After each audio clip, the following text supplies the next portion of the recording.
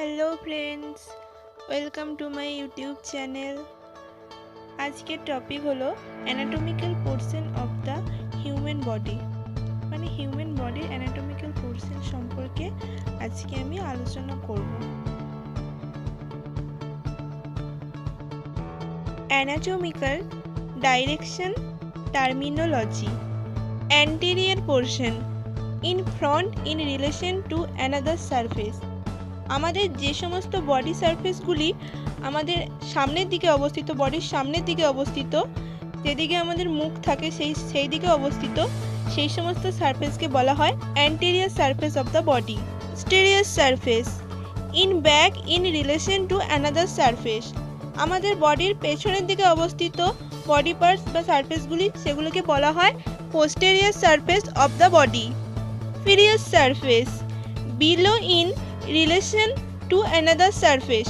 আমাদের যে সমস্ত বডি পার্টসগুলি নিচের দিকে অবস্থিত, যথা পা বা লোয়ার লিম্ব, এগুলোকে বলা হয় inferior surface. Superior surface above in relation to another surface. আমাদের যেই সমস্ত বডি পার্টসগুলি দেহের ওপরের দিকে অবস্থিত, যেমন হেড, আপার লিম্ব ইত্যাদি, এগুলোকে বলা হয় superior surface of the body. Distal surface situated away from the center or midline of the body। যেই সমস্ত সারফেসগুলি, বডি সারফেসগুলি আমাদের মিডলাইন থেকে একটু দূরে অবস্থিত, সেই সমস্ত সারফেসগুলিকে বলা হয় ডিস্টাল সারফেস, যেমন হাত, পা এগুলি। Proximal surface nearest the trunk or the point of organ. যেই সমস্ত বডি অর্গানগুলি আমাদের বডি ট্রাঙ্ক বা মিড লাইনের কাছাকাছি অবস্থিত, সেই সমস্ত বডি অর্গানগুলোকে প্রক্সিমাল পার্ট অফ অর্গান বলা হয়। Lateral on or to the side. বডির সাইডে যে সমস্ত অর্গানগুলি অবস্থিত তাদের বলা হয় ল্যাটারাল সারফেস, যেমন হাত, পা এগুলি সাইডে অবস্থিত, ল্যাটারালি অবস্থিত, তাই জন্য এটাকে ল্যাটারাল সারফেস বলা হয়।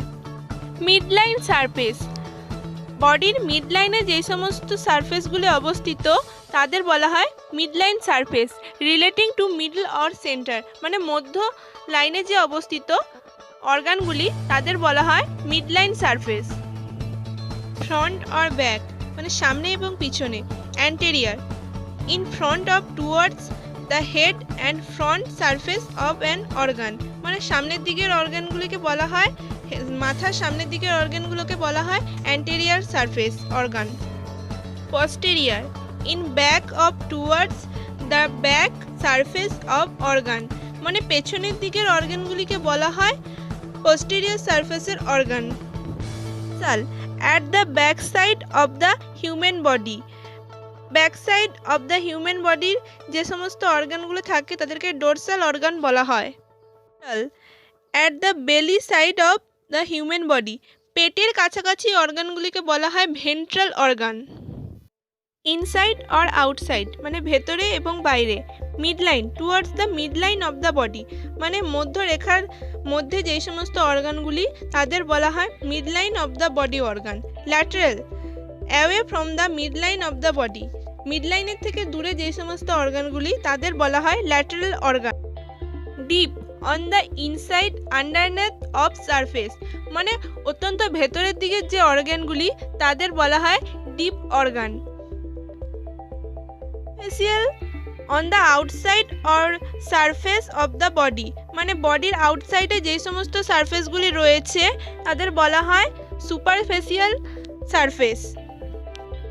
এখানে প্রত্যেকটা অ্যানাটমিক্যাল সারফেসের পিকচার দেওয়া রয়েছে।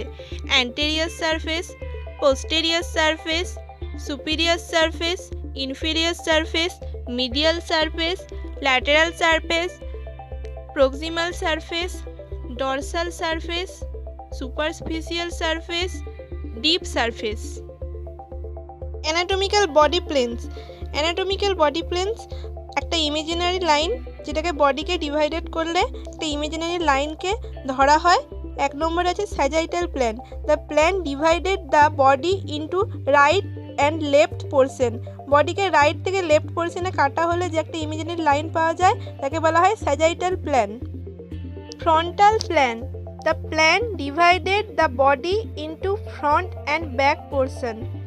ইট also called the coronal plane. ছবিতে দেখা যাচ্ছে অ্যান্টেরিয়র ও পোস্টেরিয়র দিকে একটি মাঝখানে একটি কাটা টাইপের হয়েছে, ওটাকে বলা হয় ফ্রন্টাল প্ল্যান। এটা একটি imaginary line. Transverse plan, the horizontal plan divided the body into upper and lower portion. It also called the horizontal plane. Transverse plan হলো বডিকে হরাইজন্টাল ভাবে আপার অ্যান্ড লোয়ার লোবের দিক থেকে মাঝখান থেকে কাটা হয়, তাকে বলা হয় ট্রান্সভার্স প্ল্যান। এটিও একটি imaginary line. Anatomical movement, body মুভমেন্টকে অ্যানাটমিক্যাল মুভমেন্ট বলা হয়। Flexion, decreasing the ankle at a joint, bending the leg at the knee joint. এখানে ছবিতে যে ধরনের ফুটবল যে ম্যাচ খেলছে একটি ছেলে, সেই যে একটা পিকচার দেওয়া আছে, এটি ফ্লেক্সনের উদাহরণ। increasing the ankle at a joint, straightening the leg at the knee joint. এখানে ফুটবল খেলছে একটি ছেলে, যে ইমেজটা দেওয়া রয়েছে এটি এক্সটেনশনের উদাহরণ। আর এক্সটেনশন, এটিও একটি মুভমেন্ট, বডি মুভমেন্ট। এটি হলো হাইপার এক্সটেনশন, হলো excess extension beyond anatomical position, bending head back. এখানে যে পিকচারটা দেওয়া রয়েছে এটি হাইপার এক্সটেনশনের উদাহরণ। Abduction, the movement of limb away from the midline of the body. যখন আমরা হাতকে বডির মিডলাইন থেকে দূরে নিয়ে যাই তখন এই পজিশন বা এই মুভমেন্টটাকে বলা হয় abduction. Addiction, the movement of A limb towards the midline of the body. যখন আমরা হাতকে মিডলাইনের কাছাকাছি নিয়ে আসি তখন এই মুভমেন্টসটাকে বলা হয় অ্যাডাকশন। সুপিনেশন অ্যান্ড প্রোনেশন, যখন আমরা হাতকে সামনের দিকে করে রাখি তখন তাকে বলা হয় সুপিনেশন, এবং হাতকে যখন পেছনের দিকে করে রাখি তখন তাকে বলা হয় প্রোনেশন। এখানে খুব সুন্দরভাবে সুপিনেশন অ্যান্ড প্রোনেশনের ছবি দেওয়া আছে। প্রোট্রাকশন অ্যান্ড রেট্রাকশন। প্রোট্রাকশন হলো গ্লাইডিং মোশন অ্যান্টেরিয়রলি। যে ফেসের যে পিকচারটা দেওয়া রয়েছে এটা হচ্ছে প্রোট্রাকশনের picture. Move structure back to anatomic position or even further posteriorly. এখানে যে পিকচারটা দেওয়া রয়েছে রেট্রাকশনের, এটা হলো রেট্রাকশনের example. Elevation and depression. Elevation is a movement that raises a bone vertically. এলিভেশনের সময় একটি বোন ভার্টিক্যালি রাইজেস করে, এর উদাহরণ দেওয়া রয়েছে পিকচারে। Depression is lowering the mandible and shoulders. এখানে এই পিকচারটা ডিপ্রেশনের দেওয়া রয়েছে। রোটেশন, বডিটা যখন রাউন্ডলি ঘুরছে তখন তাকে রোটেশন বলা হয়, যেমন lateral rotation and medial rotation. Rotation of head, neck and lower limb. Rotation মাথা এবং নেক এবং লোয়ার লিম্বের মধ্যে সম্পন্ন হয়। Circumduction. Circumduction is the combinated action of flexion, extension, abduction and adduction of the limbs which result in a circular motion. যখন আমরা হাত পায়ের অ্যাবডাকশন, অ্যাডাকশন, ফ্লেকশন এবং এক্সটেনশন করছি তখন আমাদের যে রোটেশন, একটা যে সার্কুলারি লাইন তৈরি হচ্ছে তাকে বলা হয় circumduction. Rotation, turning on a single axis. যখন একটি সিঙ্গেল অ্যাক্সিসে ঘোরা হয় বডিটাকে তখন তাকে বলা হয় rotation. Circumduction, triplanar circular motion at the hip or shoulder. যখন হিপ আর শোল্ডার একটি সার্কুলার মোশনে এবং ট্রাইপ্ল্যানার মোশনে যখন ঘোরে তখন তাকে বলা হয় সার্কুমডাকশন।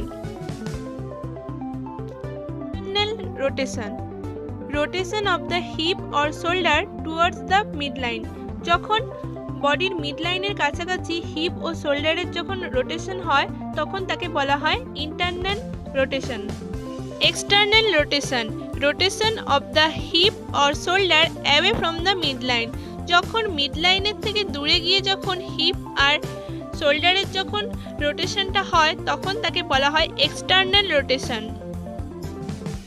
Lateral flexion, side blending left or right, যখন ল্যাটারালি যখন ফ্লেকশন হয়, যখন লেফট অর রাইট সাইডে যখন ফ্লেকশন হয় তখন তাকে বলা হয় ল্যাটারাল ফ্লেকশন। হিউম্যান বডিকে কিছু ইমাজিনারি লাইন দ্বারা ভাগ করা হয়েছে, যেমন এক্সিলারি ফোসা থেকে সামনের দিকে যে লাইনটি আঁকা হয়েছে তাকে বলা হয় অ্যান্টেরিয়র এক্সিলারি লাইন, এবং এক্সিলারি লাইনের পেছনের দিকে যে লাইনটি ইমাজিনারি টানা হয়েছে তাকে বলা হয় পোস্টেরিয়র এক্সিলারি লাইন, এবং এক্সিলারি লাইনের মাঝখান থেকে যে মাঝ বরাবর যে লাইনটা টানা হয়েছে তাকে বলা হয় মিডিয়াল এক্সিলারি লাইন।